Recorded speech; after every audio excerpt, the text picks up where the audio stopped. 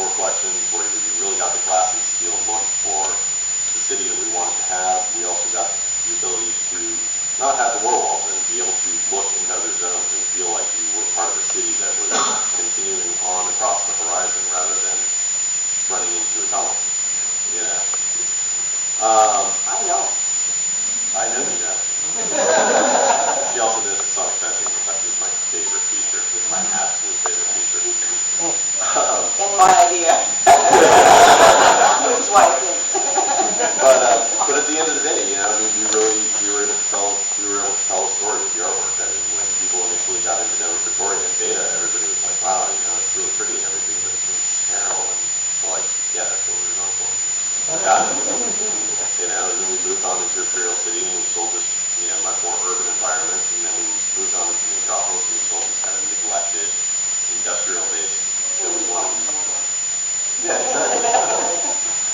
And you know, then we had our kind of the unknown underground, which was kind of dark and oppressive, and you know, you never knew what was around each corner. And it ended up working out really well. So we were very, very happy with the way we were able to get visuals to look across the entire experience.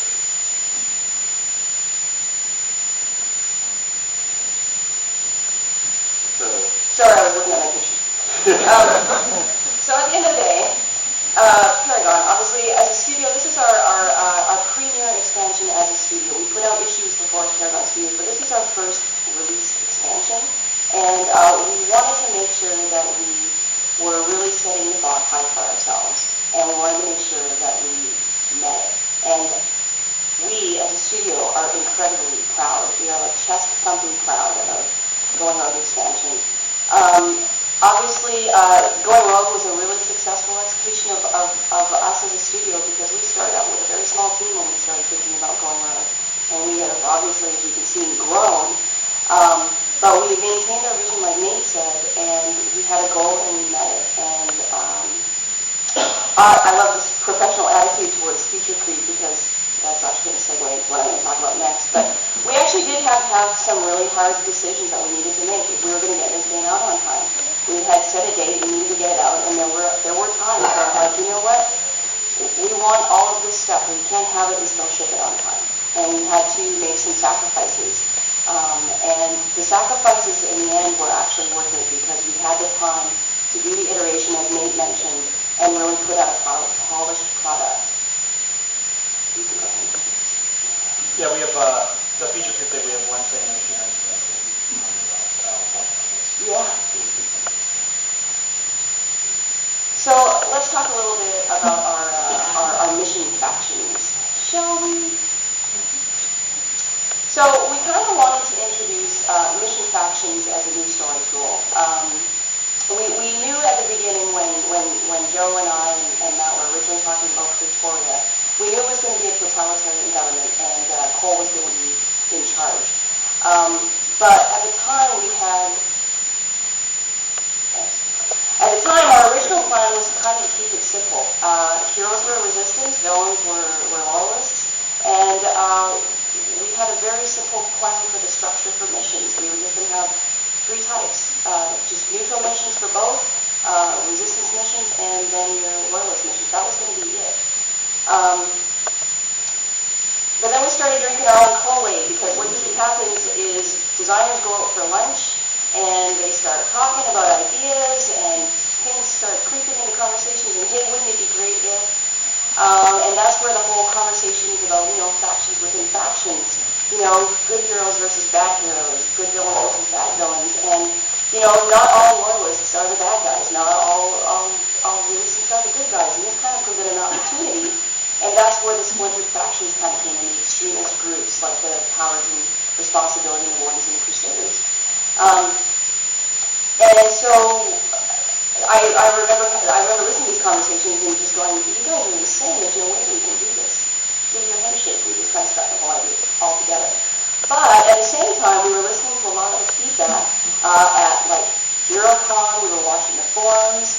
We're getting a lot of like, you know, personal feedback, and people were really super getting into this whole. I totally align myself with resistance. I totally align myself with the loyalists. And we're like, hey, maybe we got something here. So, you know, Sean Cogan-Hegner came to me and said, I really think we need to do this.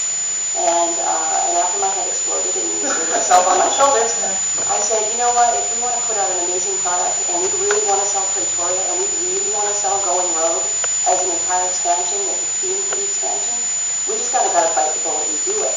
So as we were talking about future creep, how did we make it happen? Well, a lot of freaking late nights, Red Bull and Costco pizza is how we made it happen. Because there was... production week. Yeah, I gotta say the mission team really worked their arses off, so I need to name them personally. It was John Cogan-Hegner, who is the sub-lead for the missions team, did a lot of work on these missions.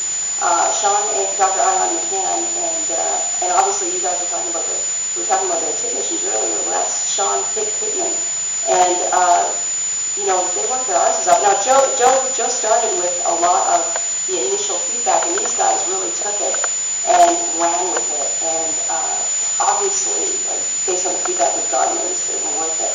But we also had a few mission tools up our sleeves that Code kind of helped us with to make our process, yes, I say process, a little bit more efficient, and that kind of, you be quiet, and that allowed us to kind of still try and get through all this content that we just signed up for and still meet our dates, but it also gave us the opportunity to kind of insert a few tips and tricks as well, which is, your undercover missions, your spying, your subterfuge, the cutscene moral choices where, no uninformed decisions, the little reticles, just to kind of make the whole process a lot more streamlined and obvious. And obviously, the yellow reticles is just one of many things that we've done to kind of really sell the kind of the factions between the two.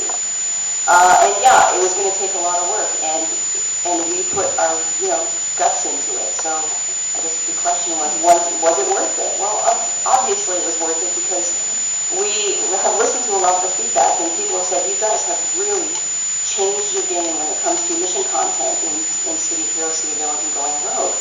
And we definitely set the bar higher with 17, and we just decided that, yeah, it needs to happen.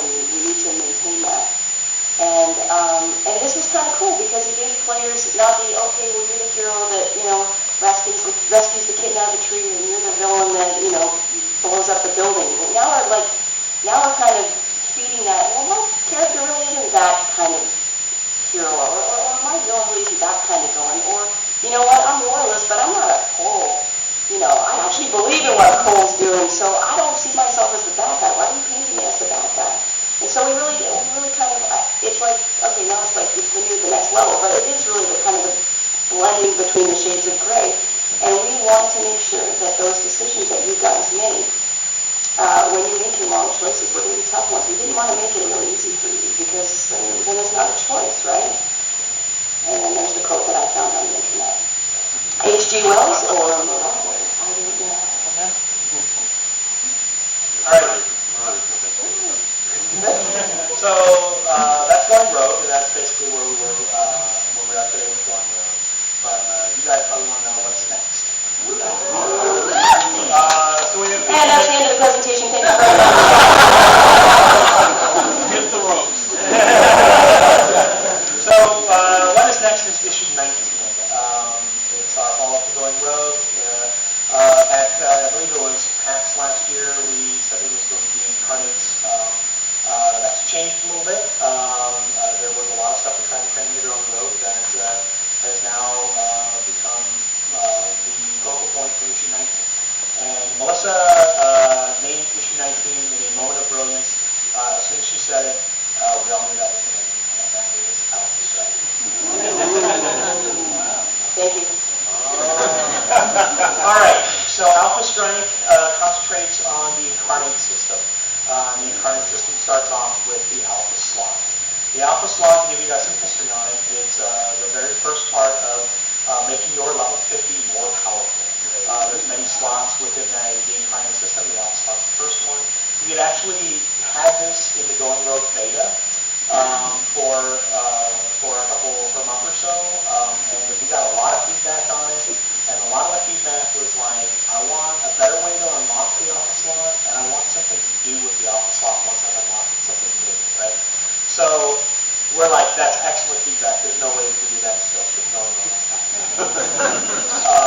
So we removed the alpha slot from going rogue and really, wanted to make issue 19 about the alpha slot and focus on becoming that incarnate. We wanted to make it a very compelling experience for your character, more of the story-driven focus.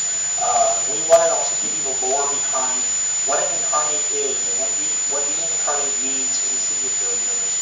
How does it tie into Statesman Reflections? How does it tie into DJ Zero?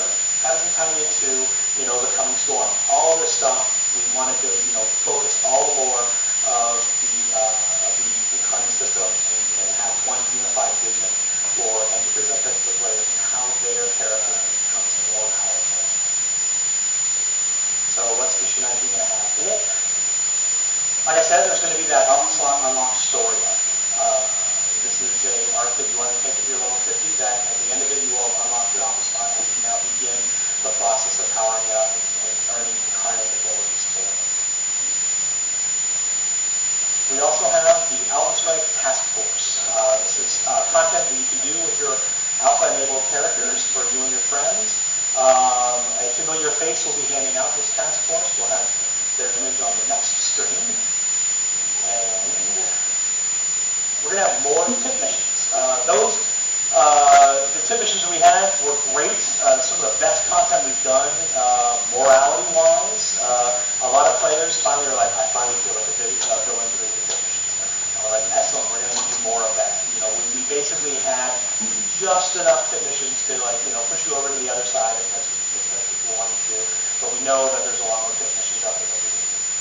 And we had talked about feature creep and something that we really wanted to put in going rogue, but we're told we absolutely could not because we didn't have the QA time to test it, which was a big factor.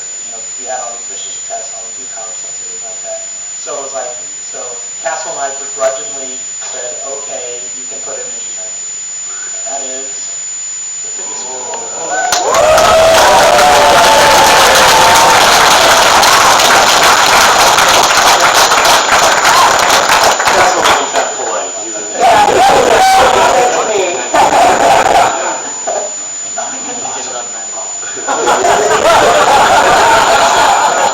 We're watching Going Rogue and every player build will change. So we get 2 free respec? I don't know, that's Marcus' fault. All right, there's much more. There might even be another task force in there. We could list a bunch of stuff, but you guys would still be doing much of fitness. You guys are already stuffing your cards. I just respec my tank yesterday. I have to admit, it was pretty cool. All right, when are we coming out? All 2010. Yes, we will be on the way.